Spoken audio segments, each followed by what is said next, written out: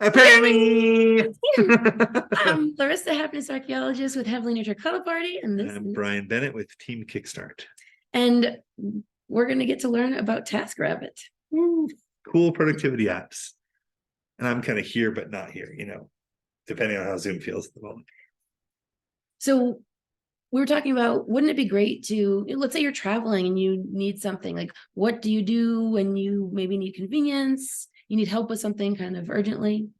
So this is how TaskRabbit, I'm gone, completely gone. This is how TaskRabbit came up in our conversation.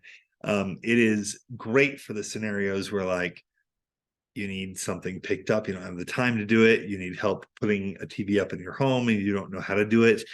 So it's if you don't have the skills you need for kind of a basic in-home task, or you don't have the time to go do an errand type thing, TaskRabbit is just, you can task it out to somebody else. And it'll show in their profile what types of tasks they've got history doing, what their reviews have been.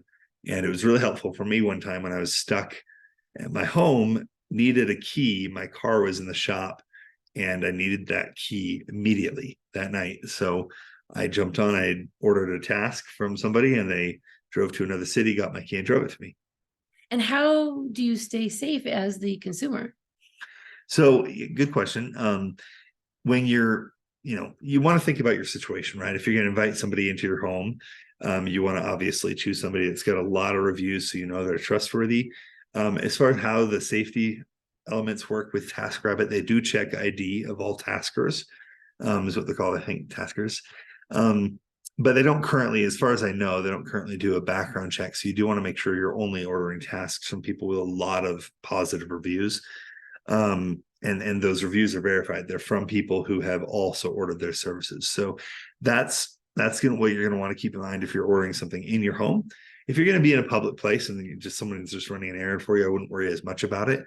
But all taskers are ID checked, so there's going to be no scam or fake profiles. And so if you are the tasker, how do you build up that profile? By like, what kind of jobs can you look for that are the more baseline safer? Yeah, I haven't been a tasker, but I would imagine after working on apps like this earlier in my life, doing other doing other task related apps, I'd imagine you start by, just like almost like in any job, you're going to start with some of the grunt work, right? So list yourself as willing to do errands, where maybe your skill set is in setting up appliances in the home. Maybe those pay better, but initially maybe you're going to do some errands so you can build up some positive reviews. Once you have those, then list your additional skill sets and you're gonna build up more traffic more quickly. And so how does someone send someone on an errand that something needs to be paid for without the tasker getting their credit card information and whatnot? If I remember right, it's much bigger in some cities than others, and I'm still here. If I remember right, I think you actually put your payment info into TaskRabbit, into the app, and then if the task is going to require money, then you can the person who's doing your task for you can provide basically a reimbursement receipt, and then it will charge your account for what they had to pay. I also think I remember that you can actually preload your account to say, hey, I know it's going to cost them $20 to do this thing. So you add that into the job, and they basically they'll have the money in advance. So, but it's all taken care of through the app. You don't have to exchange cash with anyone.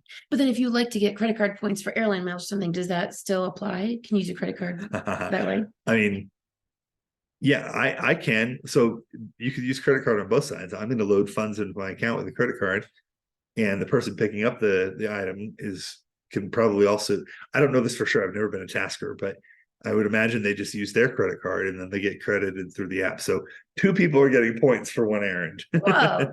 So anything else about using it that you can think of to recommend, or outside of the box ideas of how we could better utilize it if we haven't thus far? I think most important thing to be aware of is that the usefulness of it just really depends on how well rolled out it's been, how well it's been rolled out in your city. But there are a lot of other apps like TaskRabbit. So when you go to your app store, you download TaskRabbit. If there's not a lot of available taskers in your city, you can look at other apps like this, and chances are there's an app like that in your city, because this type of quick on-demand errands mean, actually Uber does this now too. You can do Uber tasks. I don't know if you've seen it. I don't think that's what it's called, but you can, it might be called Uber delivery or Uber errands, I think is what it's called. So honestly, TaskRabbit, you're currently being threatened with competitor from a huge competitor. But I might even try it through Uber soon, because getting food deliveries, tasks, rides through Uber is much more convenient. So, Awesome. Well, and that's going to be available everywhere Uber is. good point. It probably is. More places. Yeah. Awesome. Well, thank you so much for sharing your wisdom. Productivity for the win. And apparently, Apparently. we're done for now.